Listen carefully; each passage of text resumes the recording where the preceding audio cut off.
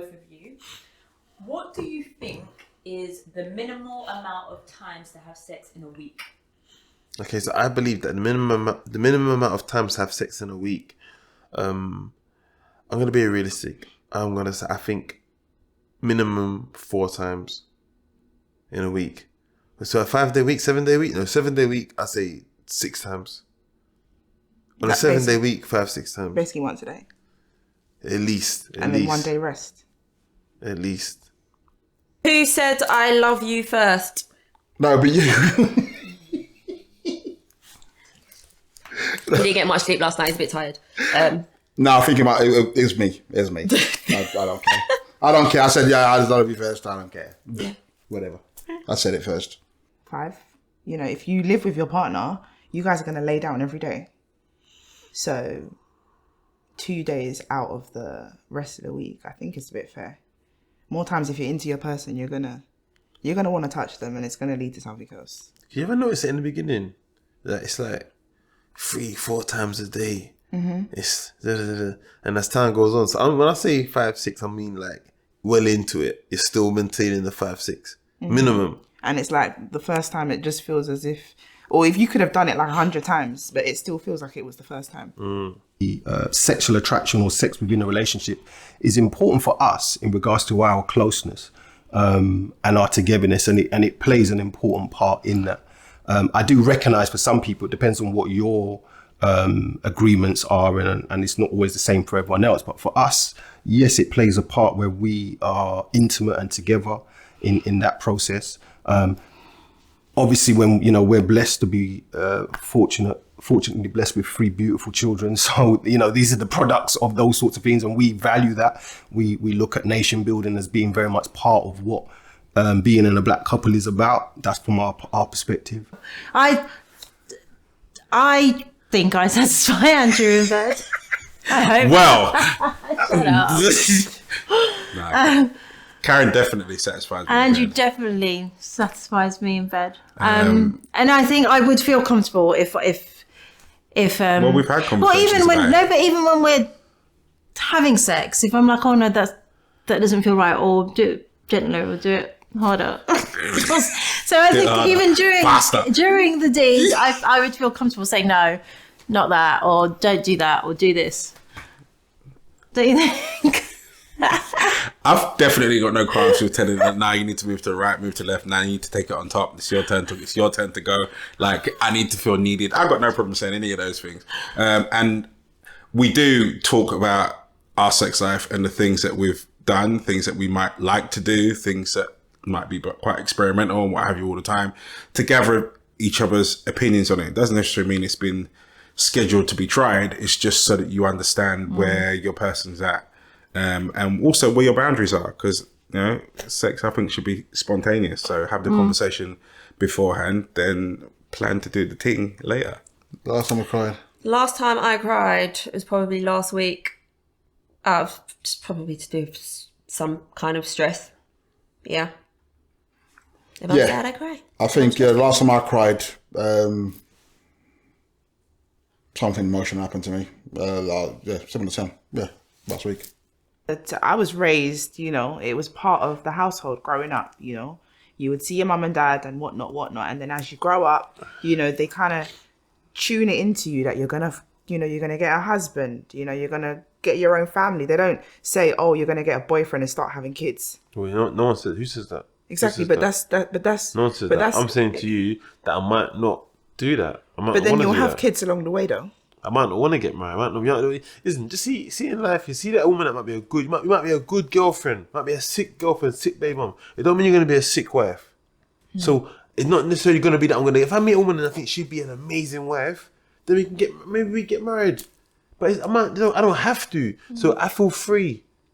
And freedom is my highest value. I feel free. You don't feel free. You feel like you have to do that. I don't feel like I have to do that. I don't feel like I have to do it, but if it comes, like if I'm talking to someone, then that's the end goal. Speak your truth, man. You don't feel like you have to do it. That's the end goal. So, like, the thing that really, or one of the things that really annoys me is, again, linked to something that I probably mentioned earlier on. And so it comes down to her focus.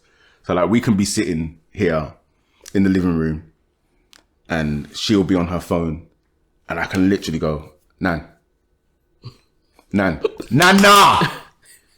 And then that's when but like you're there and you're on your phone. What keeps you both in this relationship, honestly? What is it? What is the glue? Probably because we couldn't live without each other, to be honest. Yeah, probably. We're each other's go-to person. And plus, the amount of time I spent trying to get her, mate, I ain't letting her go for now. So obviously this is a new relationship. Do you think that your family will like Jovan? As this is a new relationship, in terms of family and them getting along with Jovan, I think he's a likable guy. He's got a lot of charm, you know, he knows how to work his magic, he's got a way with words. You know, he's the friendly guy, the Jack the lad, you know, so he would definitely have them on board. But he has to be careful, you know. He has to be careful with that Jack the lad mentality, because there's going to be times where serious conversation is going to get had. And, you know, you're going to need to bring forth that seriousness. I don't know if it's like maybe a Caribbean thing or, you know, but like, because I'm African and stuff. So it's like. The conversation is going to get had. Conversations have to be had, you mean?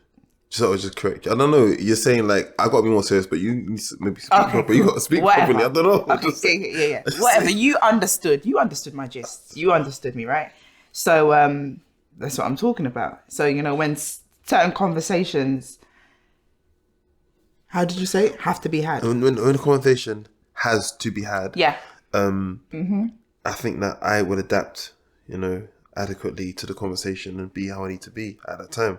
I think the issue might come with, as you being a Nigerian lady, my family might believe that you will think you're better than me. Oh God! And I'm just saying, my family might think that, and I think that you have to be careful. You got to be careful. You got to be careful too, that you don't make my grandma see your people come across as if they think they're better than me as a Jamaican man. I think, you know, when you obviously said your grandma and stuff, like I don't see how they would think that I feel that I'm better.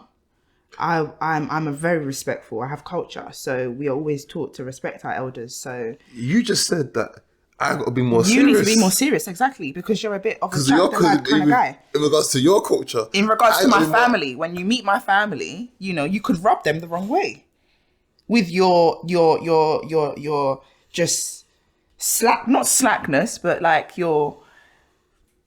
Why are you looking at me like that? I feel like you should have more faith in your family to have better comprehension and understand how I come across. I did. I said you would be loved. You're very charming. You have a way with words. Like they would love you.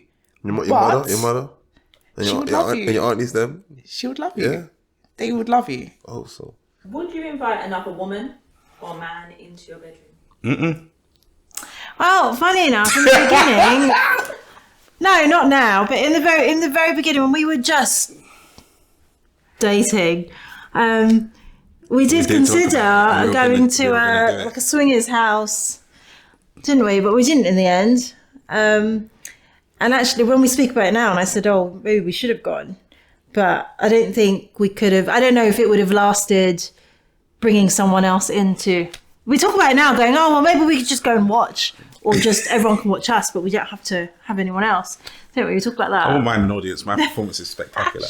That was so. Yes, it's coming out now. It's coming out now. So I'm like, when we're in the house together, 90-something% of the time, yeah, your phone is in your hand. Yeah, you understand. However, when I'm not with you. And I call you, even now, like I'll be in the car with the boys, and I'll be like, I need to call your mum, and we'll be like, all three of us like, she ain't gonna answer, like that. It's become a thing now, and it's just like, how is this? How is this? So she's awful when it comes to answering her, like awful when it comes to answering her phone.